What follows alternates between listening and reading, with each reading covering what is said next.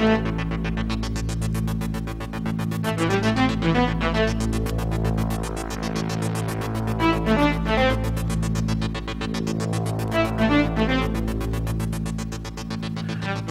sulfide, sometimes called H2S, is a highly toxic gas, a poisonous vapor that comes to the surface with oil and natural gas in many parts of the world.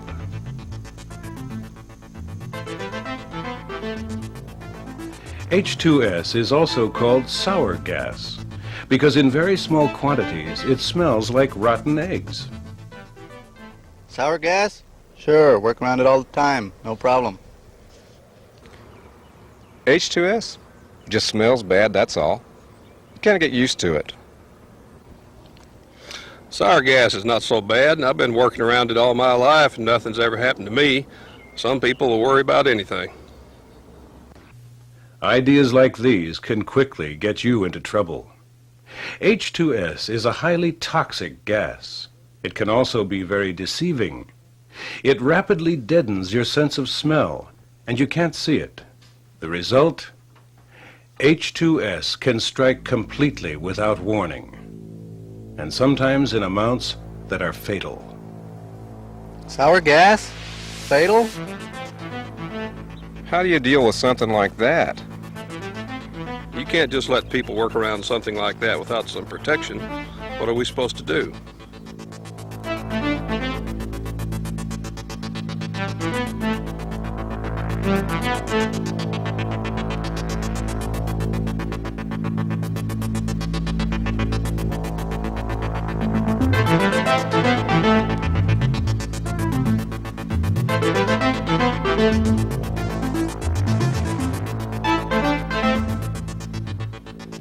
What are you going to do?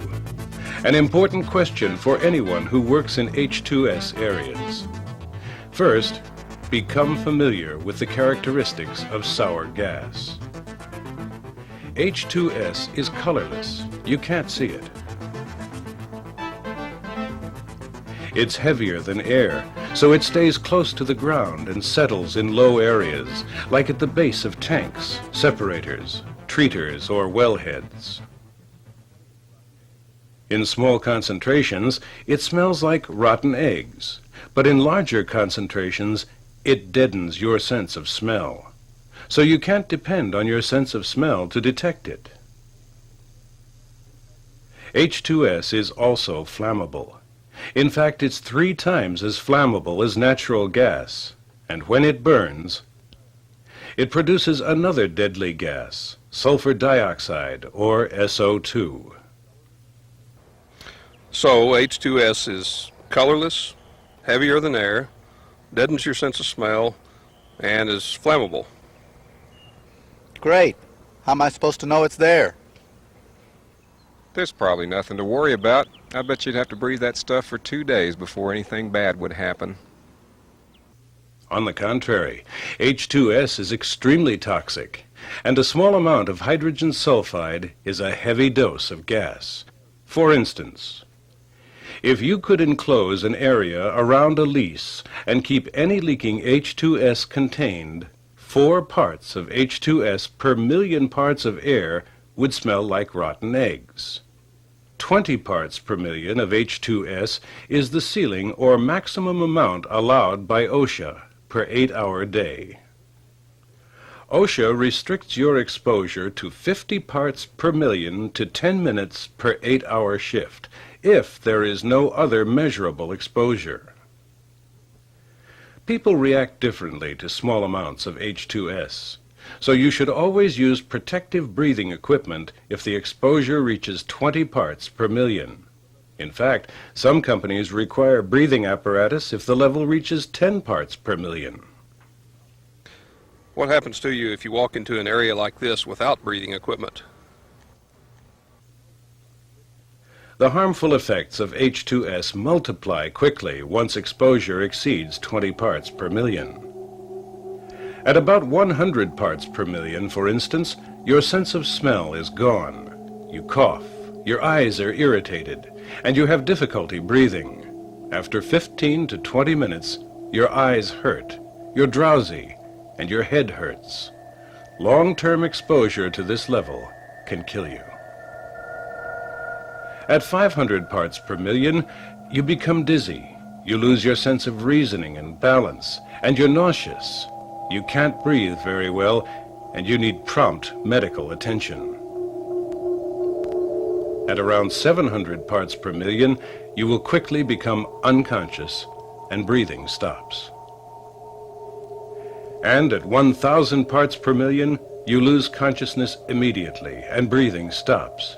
If not rescued promptly, you will die or suffer permanent brain damage from lack of oxygen. 1,000 parts per million of H2S is a heavy dose of the gas, yet it's a tiny part of the air around you. Hydrogen sulfide is highly toxic. How am I going to know when H2S is in the air? And what am I going to do if it is? Warning signs should be used in any area where H2S might break out of the oil or gas. And in addition to the signs, H2S sensors should be used in work areas to constantly monitor leaks.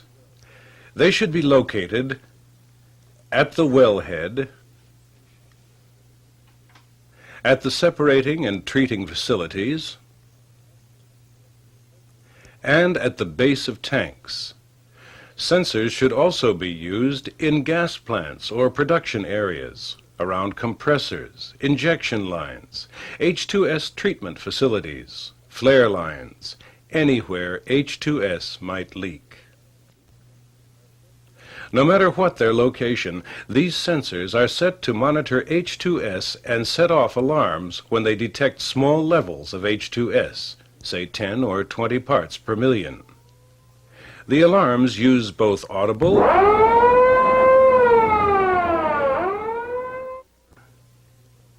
and visual signals to alert personnel in the area to move to a safe area and don breathing equipment if necessary. In some areas, sensors are connected to a panel in a control room. These panels give you a constant readout on H2S, no matter what level. Some of the leases I work on have never had any sensors, at least none that I've seen. Any mechanical device can malfunction sometime. What happens if these do? Sensors that are set up to constantly monitor H2S are just one type of detector. Portable or handheld detectors are also available and should be used to check any area you're unsure of. One important point: you should always wear protective breathing equipment when checking any area for H2S, and work with a partner also equipped with breathing equipment. If you try to check an area without this equipment or without help, you could be in a lot of trouble. You may find more gas than you expected, and then it's too late. Basically, there are two types of handheld H2S detectors: the bellows type and the pump type. Both these types draw a sample of air into a glass tube. Here the air is exposed to lead acetate and discolors if H2S is present. The discolored portion of the tube is then measured on a scale to determine the H2S concentration. You and your partner should thoroughly check all areas of a lease before starting any routine operation. I've worked at some locations where fans are used to clear the air. Works pretty good too. Clears out bugs, gas, anything. Too bad we can't take them with us to the lease. Fans aren't available in the field, but the wind often is, and it can be your biggest help in H2S areas. It quickly dilutes any concentration of H2S and blows it away from the work area. That's why wind indicators, or wind socks as they are often called, are used in these areas. Check the wind socks and always head upwind if an H2S leak is suspected. Upwind. That means moving against the wind. What if walking upwind means moving toward the source of the H2S? Sour gas would be blowing right in your face. If walking upwind means walking directly into an H2S leak, walk crosswind first, then walk upwind to a safe area. Even when working with safe breathing equipment, it's a good idea to stand on the upwind side when approaching or opening any possible source of H2S. You can't be too careful. In fact, even under normal conditions where H2S is confined within piping, tanks, or vessels, routine tasks may expose you to H2S. You should take special precautions when gauging or bleeding tanks, removing a flow line, cleaning a pig trap, or servicing or repairing any equipment in H2S areas. Check with your supervisor on the proper protective equipment to use and what precautions to take. You should always check for H2S. In addition to checking for H2S levels, you should also check the oxygen levels before entering any confined space. Even if no sour gas is present, there may not be enough oxygen. When cleaning tanks containing sweet crude, you should test the oxygen level before entering. Remember, you can't be too careful. In gas plants or any other production operation, you may need breathing equipment when working around compressors, injection lines, flare lines, or H2S treatment facilities. Again, check with your supervisor for the correct procedures and equipment.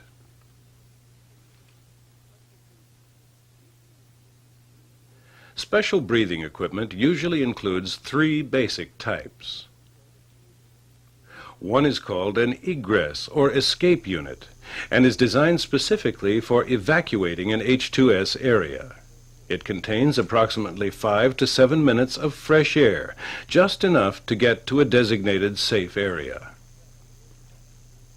This unit has a plastic bag or sack that you can quickly pull over your head.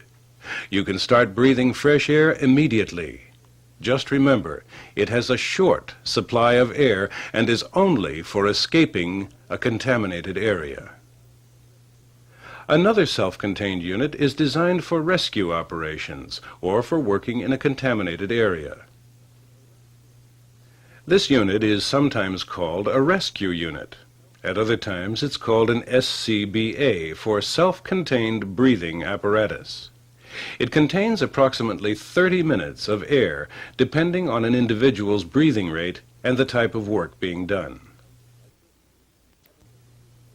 Some units, like this one, have an indicator bell that warns the user when 10 minutes of air is left in the pack. The rescue unit, or SCBA, provides higher than normal air pressure to keep H2S from leaking under the mask. Because a tiny amount of H2S can be lethal, and because you don't want all your fresh air to leak out, it's very important that the mask fits snugly around your face. So, no glasses, beards, or even heavy stubble is allowed in H2S areas. If you work in an H2S area, you should be clean-shaven, and if you wear glasses, be prepared to work with reduced vision or restrict your activities. In some areas, you can wear your glasses because masks with spectacle kits are available. These masks are designed to handle glasses for the individual. No matter what type of unit you use, you need to be able to put it on quickly. You should be given specific instructions in the use of breathing units available in your area. Be sure you know how to put them on quickly and easily, how to check the air pressure in the unit, and how to check the seal of the face mask by using the air hose connected to the mask. A third type of unit is used in some areas. It is referred to as either a work unit or hose line unit, and is designed for working in H2S areas for long periods of time. This unit is connected by a hose to a large supply of air. In some areas, this supply is stored in a series of connected cylinders filled with fresh air. In other areas, the hose is connected to just one very large cylinder of compressed air. A work unit connected to either supply of air allows you to work safely in H2S areas for long periods of time, up to several hours if necessary. If you have to disconnect from one supply of air to move to another one, you have a short supply of air in an egress bottle. This bottle contains approximately 5 to 7 minutes of air. It's important to remember that this supply of air be used as an egress unit, or to move from one fresh air system to another. Never use it for working in an area. You could use up all the air and be in trouble in an emergency. Let's see. Hydrogen sulfide is toxic. In fact, it can kill you if you're not careful. So always try to stay upwind of places where H2S might break out. Check any areas you're unsure of with portable detectors and breathing equipment. Work along with someone else, and don't try to go it alone. And remember, hydrogen sulfide is heavier than air. It settles to the ground and concentrates in low areas. Don't go into any low or enclosed areas without first putting on your breathing units and checking the H2S and oxygen levels. H2S is also flammable and produces another deadly gas, sulfur dioxide, or SO2. 5 parts SO2 per million parts of air is the ceiling or maximum allowable for work environments. 6 to 12 parts per million irritates your nose and throat. And 20 parts per million irritates the eyes. If the concentration reaches 50 to 100 parts per million, you can only tolerate this amount for an hour or less without permanent damage. And concentrations of 400 parts per million are extremely dangerous. So always wear breathing equipment and use the buddy system. That is, don't work alone around any toxic gas. In addition to the byproduct sulfur dioxide, hydrogen sulfide, when in contact with steel, produces another substance called iron sulfide scale. This scale can spontaneously ignite when in contact with air or oxygen. So when equipment containing H2S is opened to the atmosphere, water or steam wash the equipment to keep it from igniting. If someone around here just fell over, I don't know what I'd do. I might freeze. I don't know. It'd be hard not to panic. When you think about it, I mean, it can kill you, and so quick, too. The first thing to remember in any H2S accident is don't panic. Hold your breath. Put on your breathing mask first. Then proceed to a safe area. Don a rescue unit. Get help if possible. And then rescue the victim. Next, give him artificial respiration. If a resuscitator is available, use it. When the victim is breathing again, give him a stimulant like coffee or tea. Keep him warm and rested. And if his eyes are affected, wash them with clear water. Then make sure he sees a doctor, no matter what the concentration of H2S or length of exposure time. Finally, do not allow the victim to return to work. Remember, reasoning and balance are affected by H2S. Now then, after you've taken care of anyone affected by H2S, check out any contaminated area using the appropriate breathing units and portable detectors. In addition to knowing how to protect yourself and your co-workers in an emergency, You should also be familiar with the evacuation and contingency plans for the immediate area. These plans differ from one location to another. They may include emergency phone numbers, maps, evacuation plans, and so on. Learn what they are for your area. They should be posted in safe briefing areas and reviewed in any training program on H2S safety. Sour gas? Fatal? You can't just let people work around something like that without some protection. What are we supposed to do? Hydrogen sulfide is a dangerous gas. But you can work in H2S areas safely. Take time to familiarize yourself with the handheld detectors and with the automatic sensors and alarms. Practice using the detectors and the safe breathing equipment provided for you. Check the wind direction and always stay upwind of any possible H2S source. Know where your safe briefing areas are located and what your contingency plans are. Also, know where emergency information and first aid supplies are kept. Educate yourself before an emergency occurs.